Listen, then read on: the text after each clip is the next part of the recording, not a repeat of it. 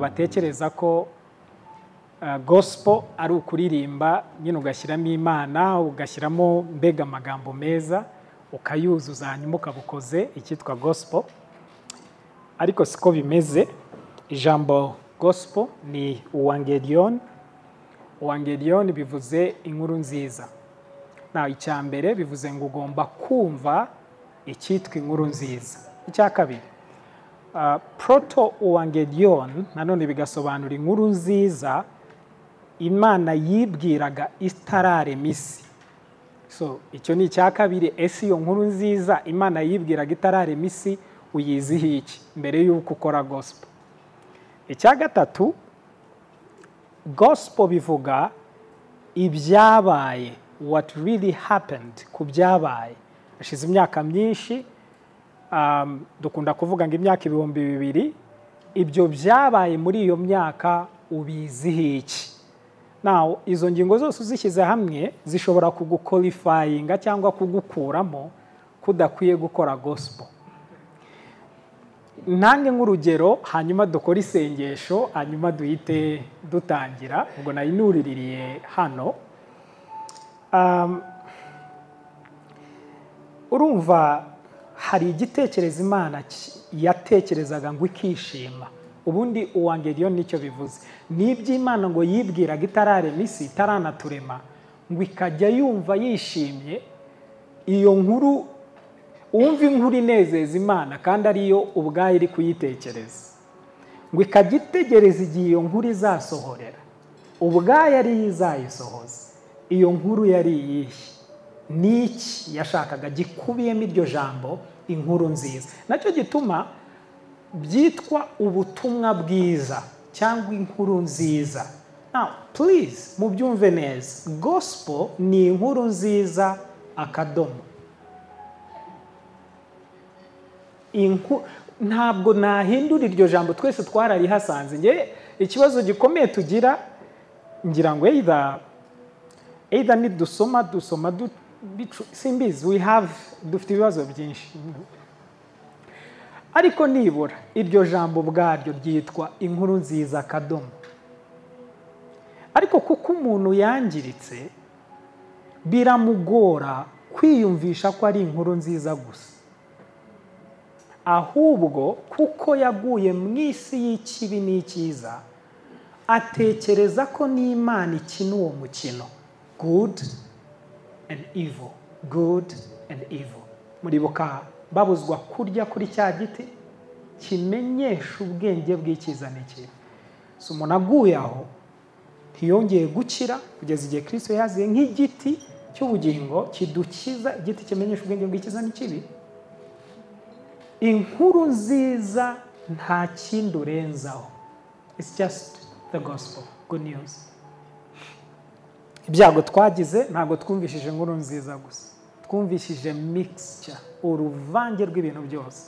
Ndabyuka mu gitondo nkababwira ibyo nshatse, n'undi akavuga ngo arumva hari ibimufasha. Rimwe na rimwe tukongeramo Imana, tukabeshyera umwuka wera, tukabeshyera Imana, tukabeshyera ibintu byose n'amashuri twize bitwabyiza. Nk'uko amateka menshi ari uruhererekane rw'ibinyoma byemeranijweho, ni nako n'ibyo dufite uyu munsi ari uruhererekane rw'ibinyoma byemeranijweho. Isi icyakora ntidufite abantu bakangutse bafite ububasha bwo kureba hirya y'ibikuta no mu bikuta ngo barebe ibinyoma byinshi bihari byangije yakabaye inkuru nziza. Ibi nkuru udashobora gusobanurira abantu. Uwangelion, gospel, good news. Inkuru nziza ni inkuru nziza. iki ni ikintu gikomeye. Now, reka ako gace ka introduction ndi kubinjizaho njya nkasoreza. Nicyo gituma Yesu aza, yaje nk'urukundo rwambaye umubiri. Urw'Imana yavugaga abantu bari batararubona ruza mu mubiri, ruvuka mu buryo bwihariye mu gihe gikwiriye, nk'uko ibyanditswe bitubwira Abagalatiya 4:4, igihe gikwiriye gisohoye, at that particular time, aho ingoma y'Abaroma iri kwima, aho ikigira icyo ari cyo gitegeka, aho Roma yatwaye ahantu hose. Hari n'imvugo zivuga tout chemin mène à Rome, bivuze ngo inzira zose zigera. So byashobokaga ko ubwo butumwa nibwumvikana bashobora kubukwirakwiza mu isi yose. So yari umwanya nyawo niwo Yesu Kristo aziye mu buryo bw'umubiri, akora ibyo benshi badatekereza bataniyumvisha. Igihe gihita gisohozwa kuko nyiribihe yari yinjiye mu bihe, ibintu byose bihita bihinduka, ariko abantu ntibabimenye. Abaho ubuzima bw'urukundo rw'igikorwaho.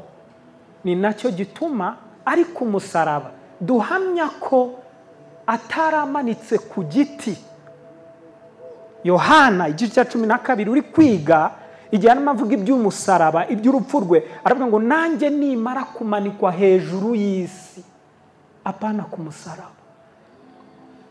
Nanjye ubwo nivuga umusaraba, Yesu yamanitse ku musaraba, ariko ndi kuvuga ngo nimara kumanikwa hejuru y'isi.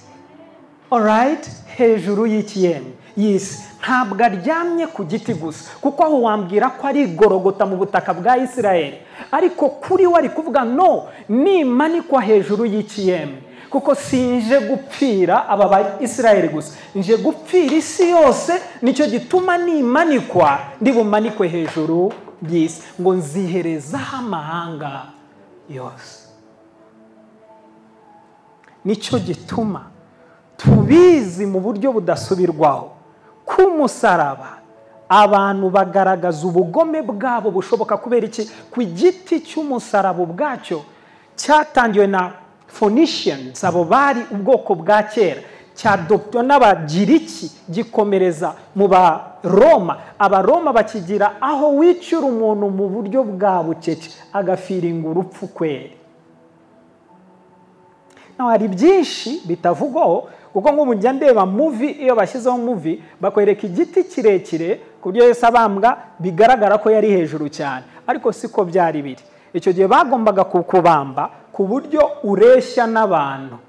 Alright, bityo ushaka wese kugucaho akimyoza kugira ngo ibyanditswe byose bisohore. Iyi myoze ushaka kugukubita urushyi arugukubite, wagombaga kuba uri hafi abaturage nyine bagucaho aho ngaho. Ariko wumva icyo nshaka kuvuga, niki cyari kiri kuba. Biragaragara ko umusaraba ari summary, ni incamake y'ubugome bw'umuntu, kuko umuntu ashaka kukwica bucece.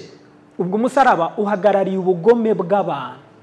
Ni muri ubwo bugome bw'abantu agiye kuryamamo nk'iki? Nk'urukundo. Si urukundo rushaka gukonsuminga, kunywa, kurya, kumira ubugome bwose bw'abantu. Ni nkaho yababwiraga ngo mukore ubugome bwanyu bwose bushoboka, kuko ntushaka kwiyumvisha ku munsi wa gatanu mu ijoro rimwe, umunsi umwe ajye mu bantu batatu, ajye kwa Kayafa, bamutware kwa Pilato, bamusubize kwa Herode, hose arengana. Amanitswe ku musaraba, si imisumari yari imufashe, ntiyari kumushobora, yari afashwe n'urukundo.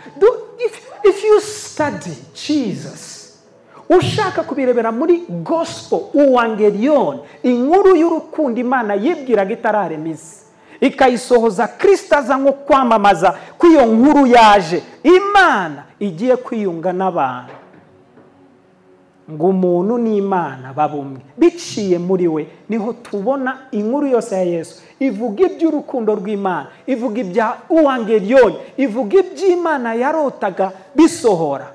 Icyo gituma ku musaraba nanone hari kuba ikintu bita anakaphaliosis, bivugwa rimwe na rimwe. In fact hari ahantu habiri gusa bikoreshwa. Ibihe byasubiraga inyuma, Imana itangiza ibihe ngo irangize ibya mbere ya Yesu, yuko aza ngo hatangire ibishya ubwo Yesu aje. Muri make izinze Adamu n'ubugome bwe bwose, ibuzingira mu muntu umwe kugira ngo ashyireho iherezo y'ingaruka zose n'ububi bwose n'amahitamo mabi yose n'ingaruka byagize ku mwana w'umuntu, kugira ngo hatangire ikiragano cy'umuntu mushya uvuye mu muzuko, apana mu rupfu, ko ntabwo yasoje apfuye, yasoza azutse. So kuzuka kwa Kristo is the new day of a new humanity, ni ukubaho gushya kw'ikiremwa gishya. Ibyo nibyo Paul atubwira ngo umuntu wese uri muri Kristo Yesu aba ari ikiremwa gishya. Ngo ibya kera byashiriye hehe? Igihe yapfaga, igihe yashingurwaga, kugira ngo bishyirwe ikuzimu kwe, aveyo ari muzima, kugira ngo tube bashya muri we, ubwiyunge bube consumed. Nicyo gituma kumena amaraso ni consummation, n'agasongero k'amateka ya muntu kari kuba ku musaraba, kugira ngo habe hitangira ry'ikiremwa Imana yarotaga, uwangeliyoni, ya nkuru nziza, aho Imana yashaka kuba umwe n'umuntu wayo. Nicyo gituma ubwiyunge n'Imana atari abantu babiri baje hamwe, ahubwo ni babiri bahindutse umubiri umwe. Ibyitangirira igice cya 2 umurongo 24 birimo bisohozwa, ubwo bavuga ngo nicyo gituma umugabo azasiga se na nyina, abane n'umugore w'akaramata, bombi babane bahinduke umubiri umwe. Ubwo yari arimo abisohoza Adamu, Kristo, itorero umubiri. Ubwo nicyo gituma umuntu azasiga se na nyina, umugabo. That means Kristo yagombaga kuva mu ijuru akaza mu isi akabana n'umugore we, itorero, twebwe abizeye, ngo babane akaramata bari umubiri umwe. Ari kubisohoza kutugira umwe nawe by'iteka ryose. Inkuru nziza wange, inkuru nziza ni inkuru nziza, nta ya kabiri yindi baho. The issue, ikibazo ni ukutabimenya. Iyo yari introduction, ndabakire mu izina rya Yesu. Reka dushime Imana, nyuma twinjire mu gice kijyanye n'ubumwe, ubwira ubw'ubumwe nshaka kuvugaho. Data urakoze mu izina rya Yesu, uri byose kuri twebwe, tugushimiye cyane ko turi hano. Wungure buri wese uri hano, wigishe buri wese uri hano, udutware mu kirere cy'ubuzima, mu isi yo kubaho, tuzuke tubeshweho nawe, wowe soko ya byose, wowe soko yacu. Uri igisobanuro cy'icyo turi cyo cyose, uri igisobanuro cy'ubuzima. Ubwiru bwawe burahishurwa ntibumenywa, nicyo gituma Mwuka w'Imana twiteguye kuduhishurira iby'ubwiru bwawe, ngo maze dusobanukirwe, tujijuke, tubeho mu buryo bukwiriye. Turagushimiye mu izina rya Yesu, amen. All right, now uyu munsi nashaka guteraho indi ntambwe imwe.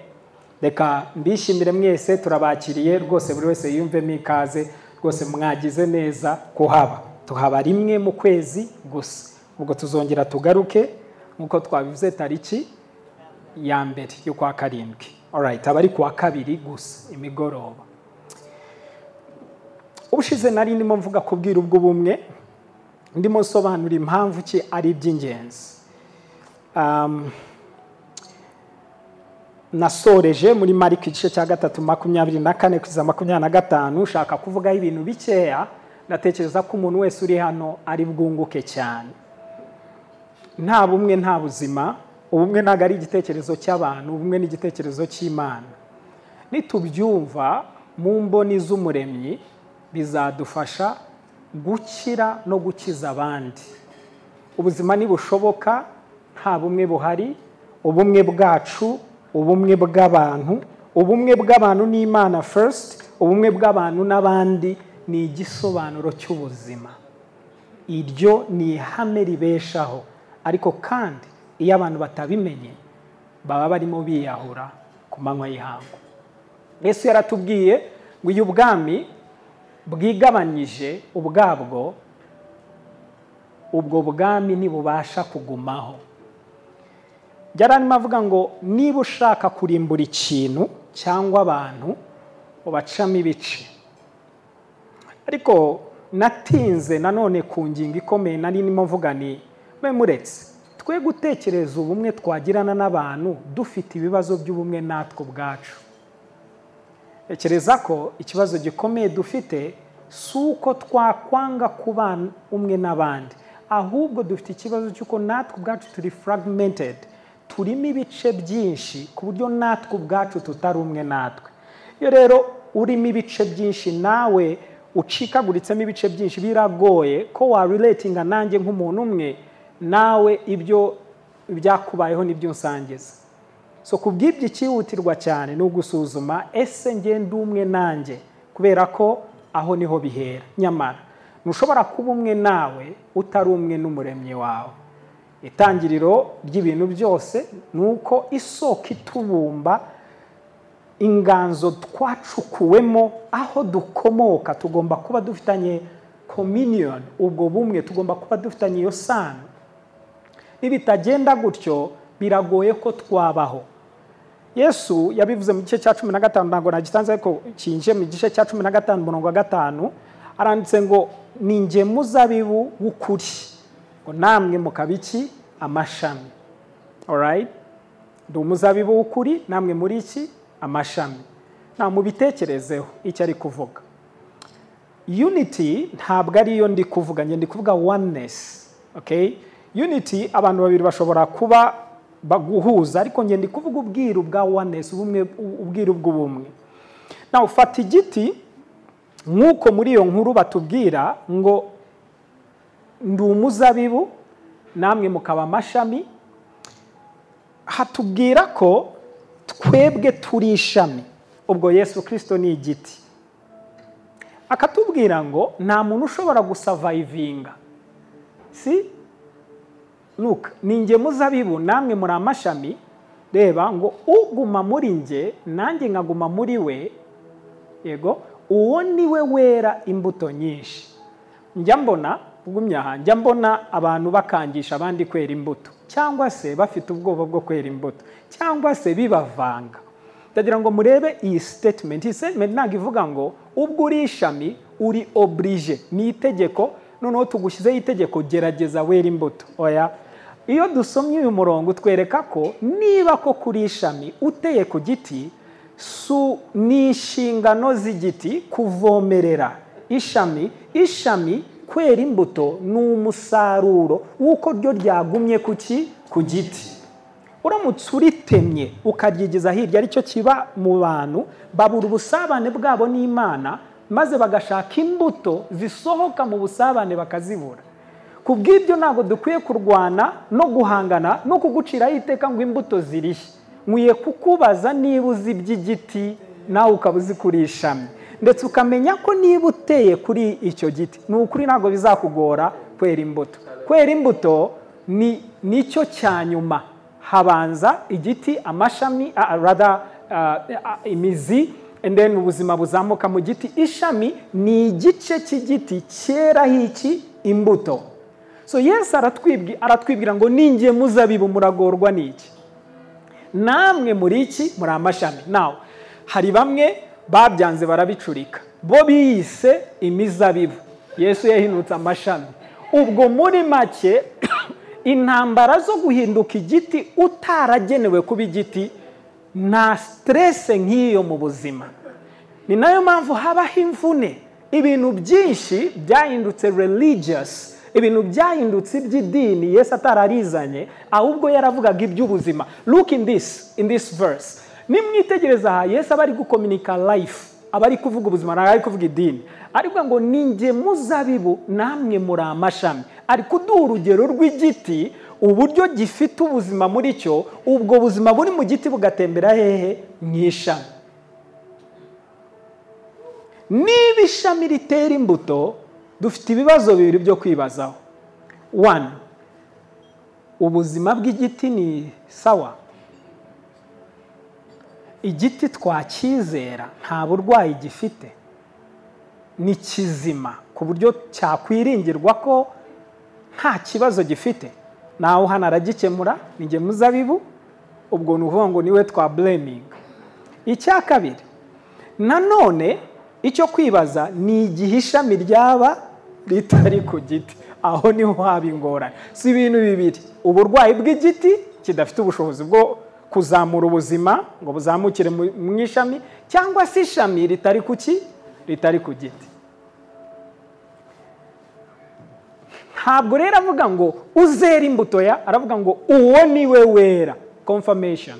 Ari kwemeza ko bitashoboka kutakwera igihe uri kuri icyo giti. Now, iyo avuze ngo muri amashami uguma muri nge nanjye nkaguma muri we, iyo rero tuvuga ubwiru bw'ubumwe, n'ubwo bumwe bw'ishami ni iki? Ni igiti. Ntabwo yari unity, iyo ni oneness.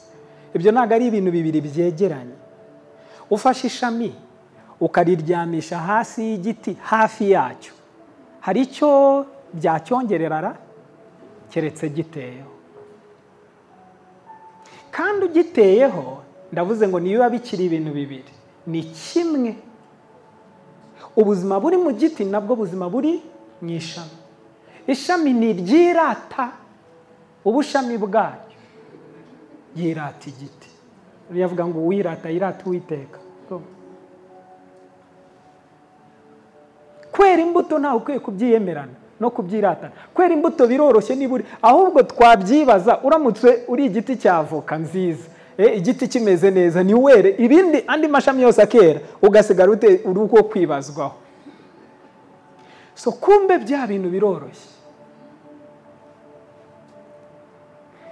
Uwangelion, urabona gospel hitandukanira n'ibindi. It makes it easier, yet it's so powerful. Bisa n'ibyoroshye nyamara bikoze iki? Birakomeye. Nuko kwereka muri ibi byose sinzi nama muri kubona, ubwira ishami ryubakiye kuki? Ku giti. Ona kwa kundi tuvuga ngo turamwiringiye, turamwizeye ntacyo twaba, ubwo ni ishami riba ririmo ryivuga, rivuga ko nta kibazo rifite, kandi ko niba uvuga ngo nta mbuto urabona, tegereza iminsi mikeya kuko igiti kiri kugabura.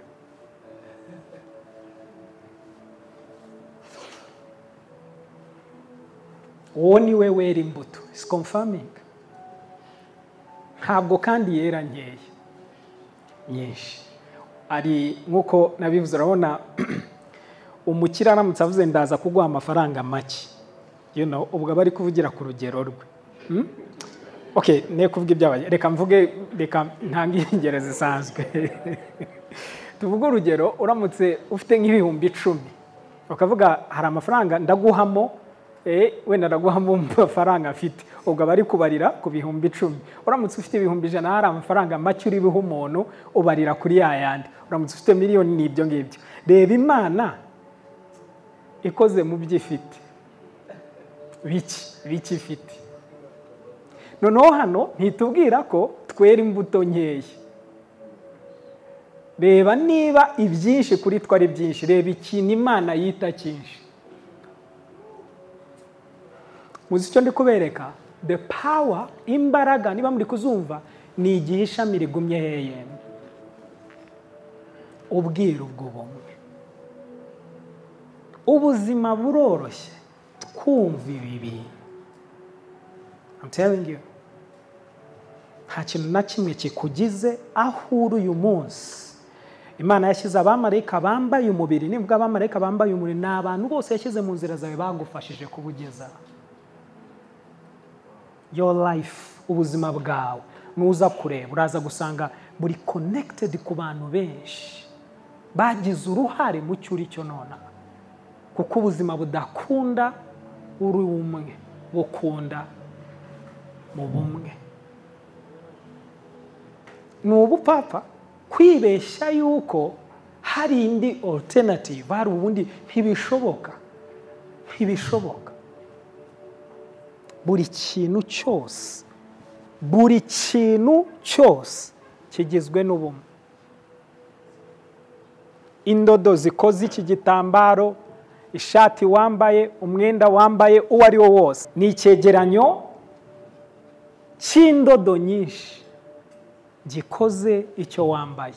Still wagira ngo nuko, in fact niko bimeze. Design y'ubuzima nuko Imana yayikoze. Umusatsi wawe ni imisatsi myinshi ishyizwe hamwe. N'igihe Imana avuga ngo si byiza ko umuntu aba wenyine, nabyo byose yari irimo ikiganisha muri bya bindi by'ubumwe. Muri make nusuzuma uzasanga nuko Imana ya designinze ubuzima ngo budukorere twese. Ubi ibyo ukora, tekereza ibyo ukora ari we wenyine uriho ku isi. Life is impossible without this mystery ya oneness, y'ubumwe. Ibintu byose bigukundira kuko twumva iryo hame. Ntabwo ari ukuba igihangange, kuba ari we wazamutse abandi bose warabasiziriya. Ibyo nta gitangaza. In fact ndakubwira ko nta numwe ushobora kuzamukiriya ngo abandi yabasiziriye. Muzabisuzume. Ubwo abari aho ari kubwira ko bari hariya nibo bamuzamuye. Gusa we yakoze rya hame Yesu yatwigishije, nako mu byanditse avuga ngo ubwibone bubanziriza kugwa. Ubwo wari muri shite ariko nuko atabizi. Iyo wizamuye ubwo buri mu nzira zimanuka. Kuko ahuri somebody helped you. Hari uwagufashije. Nuko design y'ubuzima imeze. Ahubwo ubwibone bwo kugira ngo njyewe njyenyine butuma ubuzima bukomera. Ariko twese hamwe tugwa muri bwa bwiro bw'Imana yateganije ko ibintu bigenda. Mwe muzi ko n'imbaraga z'Imana, tuvuga Data, Umwana, Umwuka Wera, n'imbaraga z'Imana zikorera mu bumana. Mwitorera iryita, nukuga bizera bita umubiri wa Kristo. Ubyumve nk'imbaraga z'Imana zose nizishobora kuba mu muntu umwe. Ziba mu mubiri, kandi mu mubiri twese dushyizwe hamwe. Kuko ntiwazi containing urumwe. Bisaba expression y'izo mbaraga mu bice bitandukanye by'abantu. Iyo mpamvu ntacyo twakora until tuvumbuye ubwo bumwe Imana ituzanamo. Buri kintu cyose niko gikoze, buri kintu cyose niko gikoze. Cyose. Nabonaga nabonaga umuganga umwe arimo avuga ibintu bijyanye n'ibirenge. Umve ibyo ibirenge yabivugagaho, avuga uburyo abantu batita ku birenge byabo. Now it sounded funny. Avuga okay, ibyo birenge byabo none hakerekana ko again nicyo ndi kuvuga ngo hari ubwira ubwo bumwe. Buri gice cyose kikugize gifite aho gihuriye n'ikindi. Okay? Buri gice cyose kikugize gifite aho gihuriye n'ikindi. Ko mubyibuke bwa bwira ubw'umubiri. Umubiri ukozwe ku buryo butangaje. Nari kwerekana inkweto. Yerekana uburyo inkweto yose idatuma agatsisino karinganira hamwe n'amano, ubwo haba ari ibyo uri kubangamira. So yerekana uburyo imitsi either y'inyuma cyangwa se imbere cyangwa se ingaruka zagira mu mugongo cyangwa se mu maguru no mu myaka y'abantu bagenda bazamuka. Ingaruka nyinshi zizabaho, kumbe barazize ko ntabwo bandastandingaga importance y'ibirenge byabo ku mubiri wabo. Kandi ibi birenge bikaba byikoreye umubiri wawe wose. Arimo yerekana inkweto nyinshi uko zikoze zisa n'izihengamisha, ziba zikoze ku buryo zihinahina n'izituma umuntu amano yisanzura. Uko kutisanzura bikagira ingaruka zikomeye mu bintu byose, bikandwa ntibyinyagambure ngo bibe uko byaremwe kubaho. Definitely bigomba kukugiraho ingaruka mu gihe kirekire problem. Now hari ibintu bimwe mba nirinda kuvuga cyane bitewe, ariko noneho bizi za zindi zimeze gute. It's terrible. But now inama yajyaga niyi ati basi nubikora ukabije muri ahantu runaka wihutire kuza kubikuramo, ntubitindemo cyane. Reka ibirenge byawe bikore hasi. Alright, biringanire. Cyangwa inkweto zimwe zabigenewe. Nanga ari ibintu bikomeye ushobora kubyumva, kirenge kigomba ariko icyo ngende kuvuga gitangaje muri ibyo byose nabona okay, buri gace kose gafite aho gahuriye n'umubiri wose.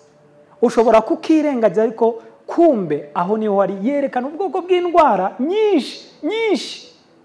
Ndavuga okay, hari izakwicaza abantu mu kagare ntibazi ko icyabiteye ni uko utagenda ngo neza kubera ko ibirenge bitari biringaniye bifashe hasi, for instance. But then bingarura muri icyo the mystery of oneness, uburyo Imana yademye ko umubiri wese buri gace kose gafite umumaro wako, and yet kamwe gashobora kwafekta kandi.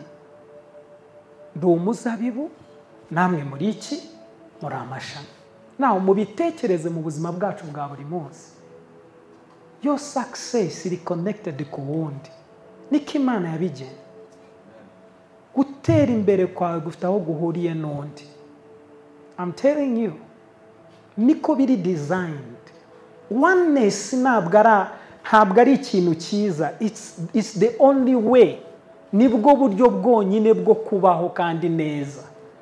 Icyitwa amacakubiri cy'ubwoko bwose ni ukuri ni ikinyoma cyongeyeho ikinyoma cy'umwijima n'undi mwijima.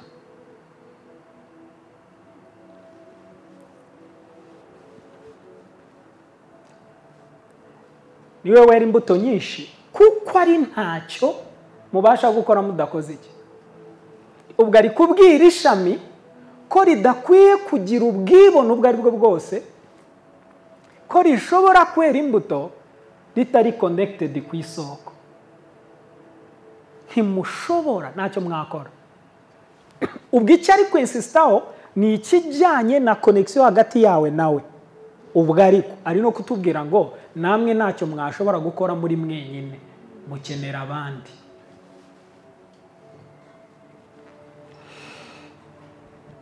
Itangiriro 37. Oh Jesus. Itangiriro igice cya 37 umurongo 18. Reka mbereke inkuru y'uyu muntu ariko nyizane muri iki turi kuvuga. Okay. Bamwitegera akiri kure. Uyu ni Yosefu. Abantu benshi bazi inkuru za Yosefu. Okay. Bamwitegera akiri kure. Ubwo bene se bari abana 12. Of course harimo n'umukobwa umwe witwaga Dina, mushiki wabo. Ariko muri systeme yabo bafite ukuntu batamuvugaga. You know, so icyo tuzakigaruka undi munsi. But 12 bose bishyira hamwe mwumve kurwanya umwe.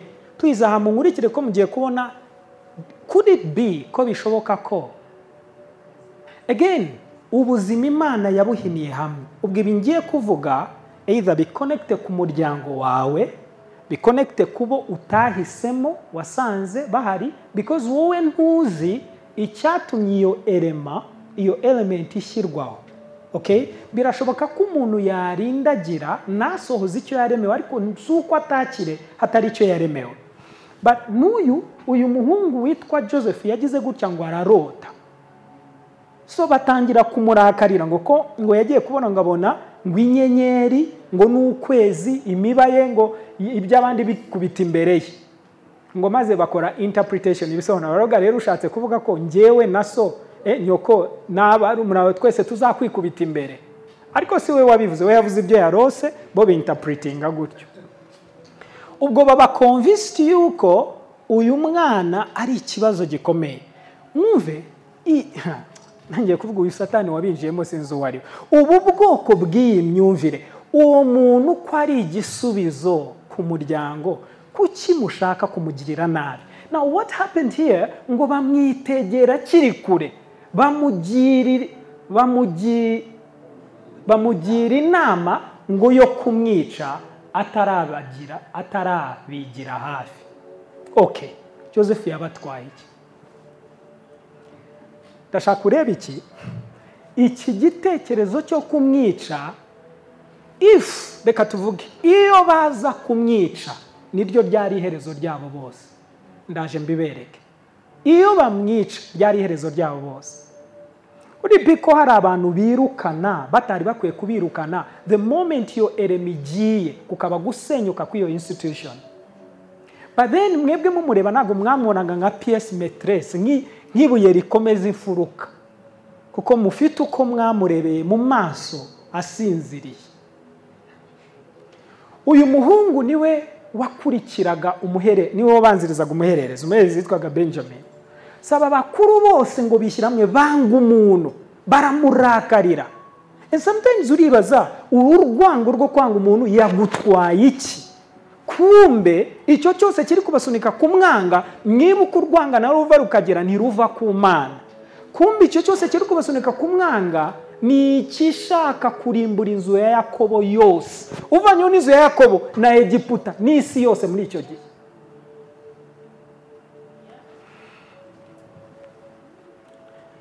hepfo 19 baravugana bati dore Karosi araje. Kandi sinzi impamvu abantu bagira ibibazo by'abantu bagira ama dreams, bagira inzozi zo kugera. Sinzi impamvu abantu bahungabanywa n'abafite vision zireba kure. We yakubujije kurebayo, kufite nawe amaso n'ibitekerezo we nawe warose. So icyabaye aha bahungabanyaga na presence ya Joseph. Uri free kurota uko ubishaka, ufite umudendezo wo kurota inzozi uko ushaka, ibitekerezo byawe byigengaho.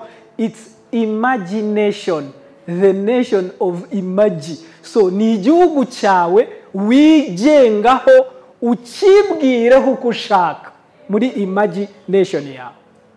Niba ugifite icyo gihugu ukaba utabikora kandi abandi babikora, urakajwe n'iki? Baravugana bati dore Karosi araje. Nuko nimuze tumwice. Ariko nabo bahagurukiye habi kabisa. Uzi guhagurukira kukwica ugira ngo byari ibintu bari bazi. Nimuze dukora iki? Tumwice, tumujugunye mu rwobo rumwe muri izi zacukuriwe kubika amazi. So hari urwobo rwacukuriwe kubika amazi. Si byo bicukura bibika amazi barabicukuye kuva kera. It's not new. Mucukura ibyobo bibika amazi. Tuzavuke tuti inyamaswa y'inkazi yaramuriye. Tuzamenya inzozi ze uko zizaba. So ni ishyari. You know, ishyari ni ribi kabisa. Ishyari ni ribi. Ishyari ni ishyano. Ntabwo umuntu aba abona umumaro w'uwo muntu. Again, mwibuke bwabwira ubwo bumwe. You don't, sinzi uba waguhumya amaso ngo ntubone icyo uwo muntu azavamo. Ubundi umuntu uri kurota gutyo ko azaba akomeye, mwese mukwiye kuba excited kuko ni mugenzi wanyu, n'umwe muri mwe.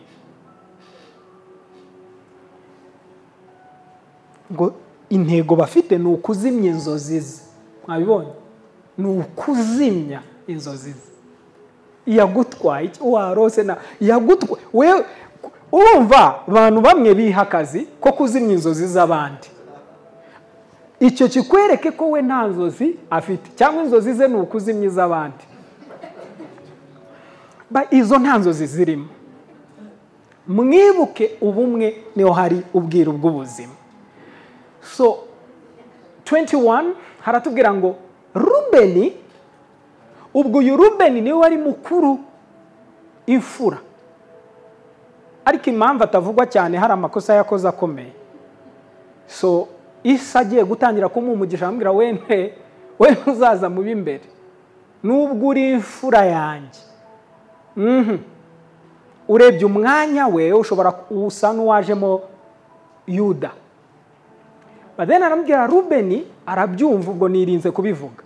Rubeni arabyumva, aramubakiza, arababwira ati twe kumuhwanya. Ubwo ibyo byose hari ukuntu bari bamukubise.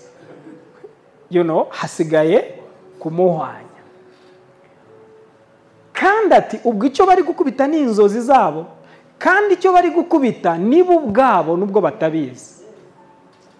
Kandi ati mwe kuvusha amaraso. Amaraso. Amarayaso. You know that's the meaning? Amaraso ni ikintu gikomeye. Nicyo gituma ibyanditse bivuga ngo ubugingo bw'inyama bwose buva. So kumeneka kw'amaraso ni ukumeneka k'ubuzima bw'uwo muntu. So twe kumena ubuzima bwe, twe gusuka ubuzima bwe hasi. Ni amara ya data. Akarako mara yanjye akagufa ko magufa yanjye nibyo yavuga. Ahubwo ubwo kandi ari kuvuga turi connected. Kuko tuva mu maramye, same ruins. Ahubwo mu mujugunye muri uru rwobo ruri mu butayu, ariko amaboko yanyu ye kumubaho. Kwari ukugira ngo amubakize amusubize se. Iki nacyo ni ikintu cyiza iteka ryose mu itsinda ry'abagizi ba nabi ntihabura uw'Imana ihagurutse ngo akuvugire neza. I'm telling you, kuyu w'inzirakarengane mu itsinda ry'abantu babi, Imana ni nziza. None ukibaza ibyo bitekerezo bwe bimujemo bite? Ni gute yiyomoye ku bandi akajya ku ruhande rwawe? Ni uburyo Imana ikizamo abantu bayo. Amubakize amusubize se. Yosefu ageze kuri bene se bamwambura ya kanzu ndende bayangaga kubi, ko nayo yagiraga amabara menshi ngo ifite byinshi isobanuye, kuko iyo se yayimudodeye nk'ikimenyetso cy'urukundo amukunda, ngo bakajya banagira ishyari ngo ko se amukunda cyane. Ariko nibyo bibwiraga, si uko yamukundaga cyane, abana be bose yarabakundaga. Baramufata bamujugunya muri rwa rwobo, kandi rwarimo ubusa, nta mazi yari arurimo. Ayo ni amahirwe bicazwa no kurya umutsima. Ubwo baranje igikorwa cy'abagabo. Oya tubicurike, baranje igikorwa ntari buvuge. So bicazwa no kurya umutsima, bubuye amaso babona itara ry'Abashimayeli. Aba bari abacuruzi baca mu butayu, bavuye Egaleyadi, bagenda bafite ingamiya zihetse imibavu n'umuti womora n'ishangi, babijyana muri Egiputa. Bwari ubucuruzi bwambukiranyaga ubutayu. 26 Yuda abwira bene se ati, kwica mwene data no guhisha amaraso ye byatumarira iki? Ubwo wa wundi Imana ikomeje gukoresha kugukiza. Alright? Nimuze tumugure n'abariya Bashimayeli, amaboko yacu ye kumubaho kuko ari mwene data. Akakenge kavuye ku Mana, tukaba akara kamwe. Akara kamwe, urura rumwe, ira rimwe, iragi. Bene se baramwumvira. Bene se bose bahita bamwumvira. It's like something happened. Kuko Imana ashaka gukiza future yabo, ntibari bazi ibyo bagiye kwikora kuri uyu muhungu. Bose bahita bahuza bati nibyo. Muzi icyo bakoze? Mwibuke n'abana 12 bitandukanije n'umwe muri bo inkingi ikomeye yakabaye ibacungura, ariko ntibabizi, bayigurisha muri Egiputa. Uko nguko agakiza kabo kavuye mu gihugu cyabo kagana muri Egiputa. Ageze muri Egiputa, inkuru ni ndende, mwumva icyo nshaka kugeraho. Inzariza gutera ku isi yose. Uwo muhungu yari yarageze muri gereza. Mu mibare y'Imana, so ari ibintu dukunda kuvuga ngo byose bifatanyiriza hamwe. Abaroma 8:26, ku bakunda Imana byose bifatanyiriza hamwe. Ubundi umuntu atahuye uko kuri byagufasha ubuzima bwawe bwose kumenya ngo niyo byaba bimeze gutya bifite uko biri buhure bisoze binzaniye icyiza. Byose ni byose, nta na kimwe ukuyemo. Umuhungu aho yaciye ni henshi, agera muri gereza. Gereza yagiyemo ntabwo isanzwe, yagiye muri gereza ifungirwamo abantu bakora ibwami gusa. Ubwo agezeyo muri iyo gereza ahasanga umuntu arose abura umurotorera inzozi, wasanga afite impano yo kurotora. Amurotorera inzozi yarose, aramubwira ati wowe ugiye gusubira ibwami wongere uhereze. Areba n'undi yumvishe umwe bamubwiye ibintu byiza nawe yitaze ati nanjye narose, timbwira ibyawe. Ambwira turabona nari nikoreye ibitebo 3 by'imitsima, ngiye kubona mbona inkongoro ziraje arambwira weka kubaye we minsi 3 barakumanika, numbi yawe izahibwa n'inkongoro umanitse hari. Uko niko byageze. Abwira wa undi arambwira ati ariko nugerayo uzanyibuke. Bibiliya yuzuke nivuga ngo ageze haramwibagirwa. Clearly aramwibagirwa. And there's a reason for that. Ibyiringiro ntabwo bishyira mu bantu. Si we bakugejeje aho, si nabyo bya Imana yarabakoresheje, but your hope and your faith is always in God. It's supposed to be in God. Maze Imana nziza ituma kwa Farawo barota. Farawo bararose. Arose yari afite abapfumu n'abakorikori baga bamuzengurutse. Aravuga narose kandi ndashaka ibisobanuro by'ibyo narose. Murabizi nka bya bintu nyamvuga, kandi ibi Imana idufashe cyane, especially Africa, Rwanda n'ahandi hose. Mw'abantu mwe mwerekwa, namwe muhishurirwa, munahanura. Please listen to me. Niba habaho ikintu gikomeye cyitwa interpretation of a vision, nugusemura ibyo warose n'ibyo weretswe. Kwerekwa bibaho, wishurwa bibaho, ikibazo ni interpretation. Ubu nk'ubu ushobora gusanga hano buri wese hano yibitseho ikinyoma cya interpretation ya vision uwo ari we wese yaba yaragukubise cyangwa se nawe ubwawe wirote. And I'm telling you, impano zibaho, ariko ikibazo kiba we are not careful muri interpretation. N'abantu bazi ngo gusobanura ngo nibyo byoroshye, ngo kwerekwa nibyo bikomeye. Mubwije ukuri nta numwe uterekwa hano, because benshi ntimurarota, mujya murota, bakambwe bazarota. So mushobora kuba mwararose. Ikibazo ni interpretation, usobanura uti ibyo warose cyangwa wabonye, sibyo?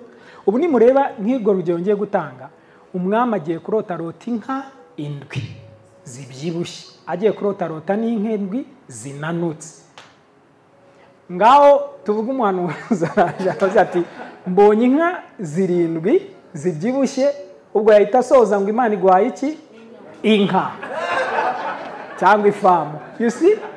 Na ibyo yabonye nibyo. The issue ni iki? Aramutse abonye zinanutse ubwo yavuga iki? Ntabwo zigaburi. You see? So this is the issue.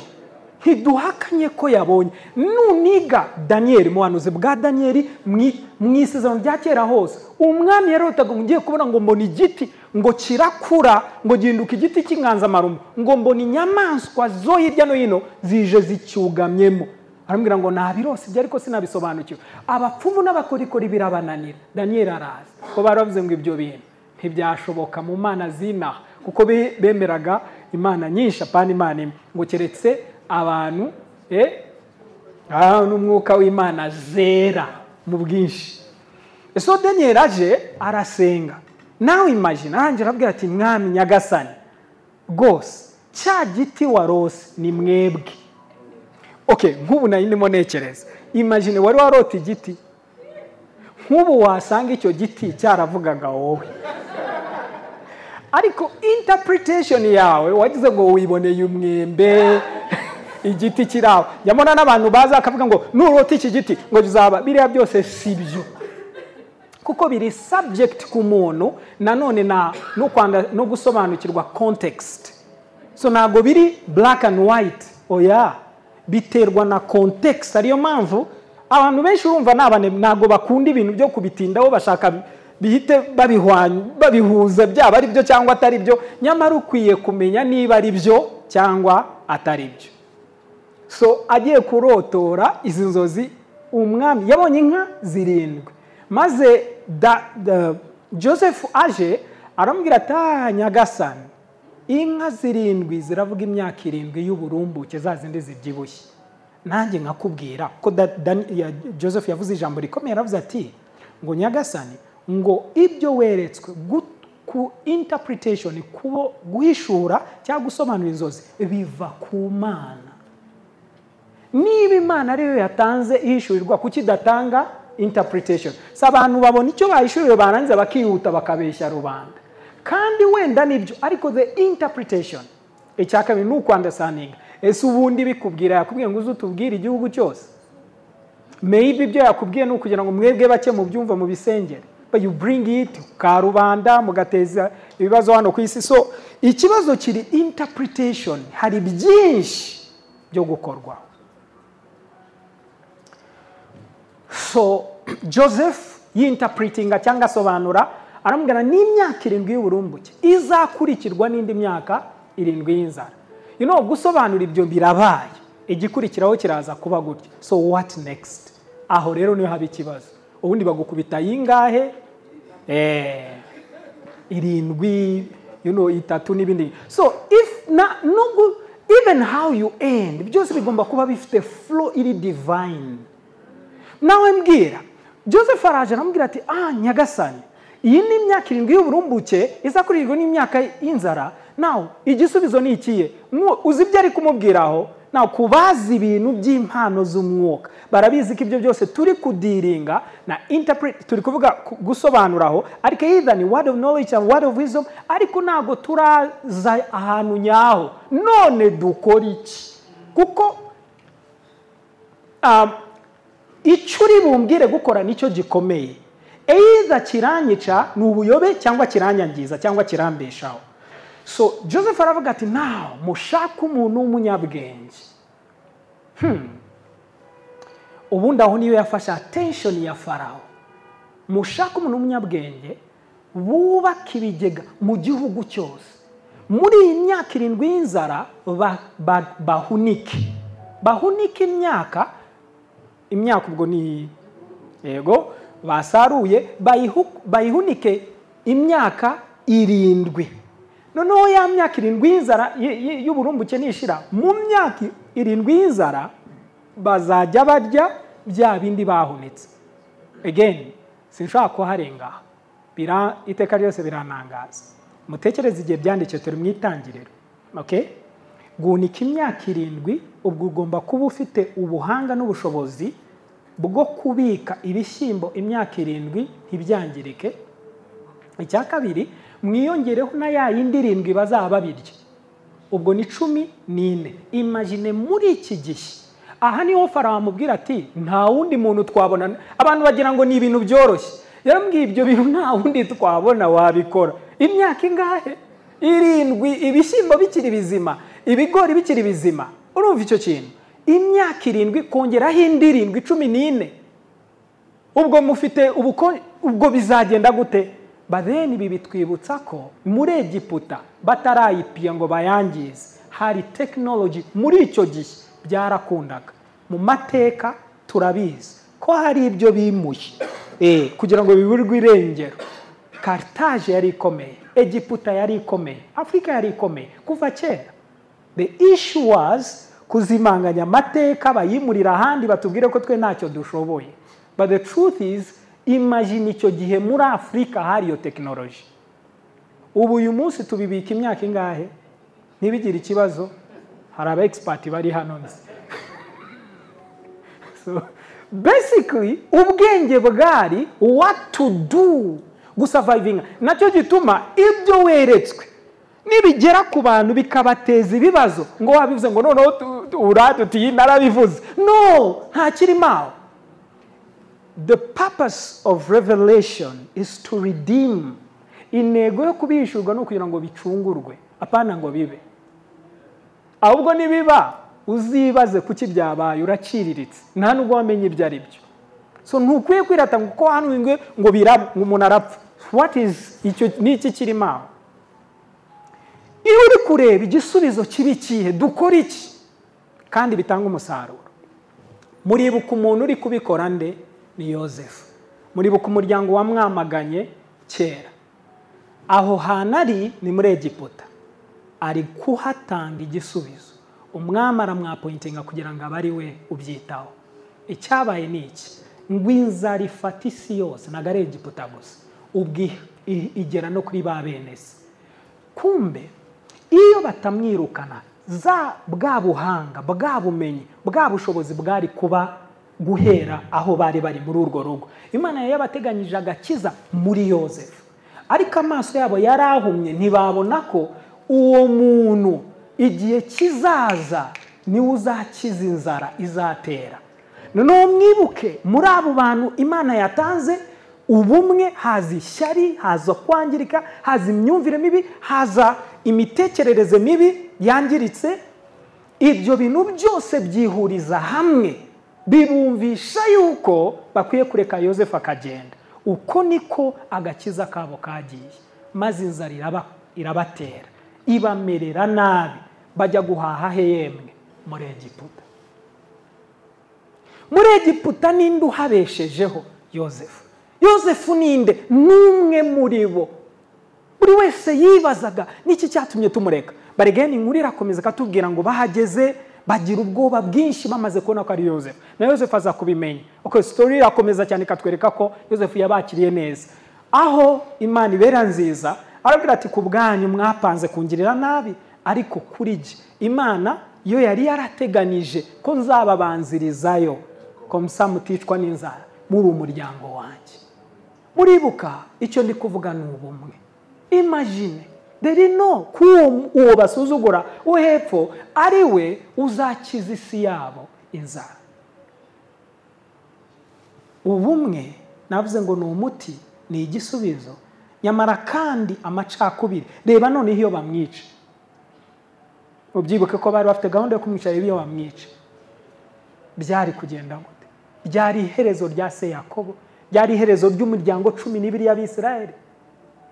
Imana inzira yari yarateganije bayigije hirya kubera iki? Kwitandukanya aho kugira ngo habe bubumwe. Tubizane. Kireza ko ari icyanditswe kimwe. Yanditswe byinshi cyane ariko isaha zageze. Reka nsoreza. Tekereza.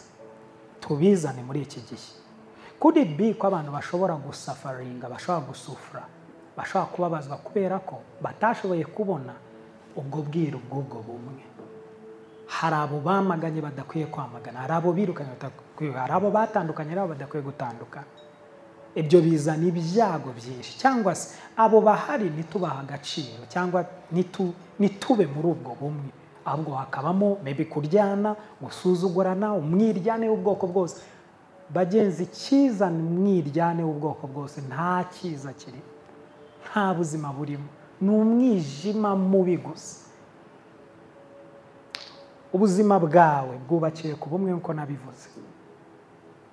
Yuriye ibindi bice byose bikugize bimenya icyo gukora, bimanukira imbere, igice cyo kubyakira kikabyakira, kigakora akazi kabyo, kikabitanga ahandi, nawe hagakora akazi kabyo.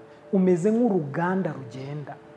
Reba buri gice kirakariye ikindi, igifu kikavuga uyu munsi simbyakira.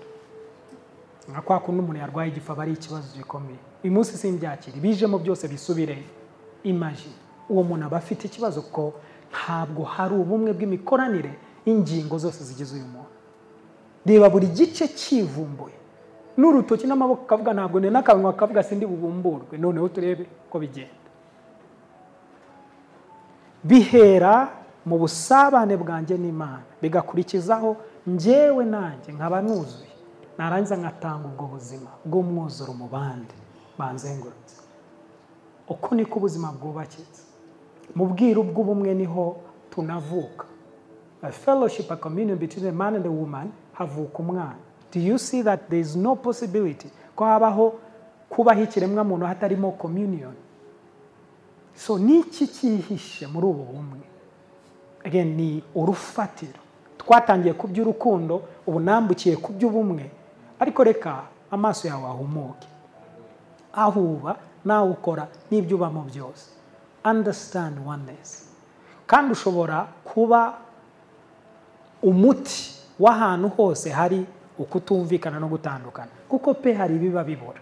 Imyumvire iciriritse, zitasobanukirwa, n'ingaruka nyinshi dufite uyu munsi zishobora kuba zishingiye ko hari abantu bakabaye bahari badahari kandi twarahisemo kubitaza.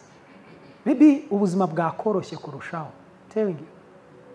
Niyo waba tuvuge niba unaririmba, tuvuge uri nk'umuhanzi, ntago wakora ibintu byose. Hari igice uri bukore, undi agakora ikindi, undi agakora ikindi bikakorohera.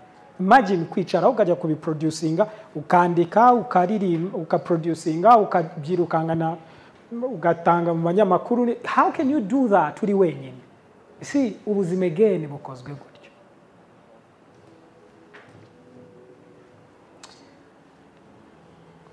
Mu minota mfite nk'iyi, hari ufite ikibazo cyo maze kwigisha, dutanga umwanya.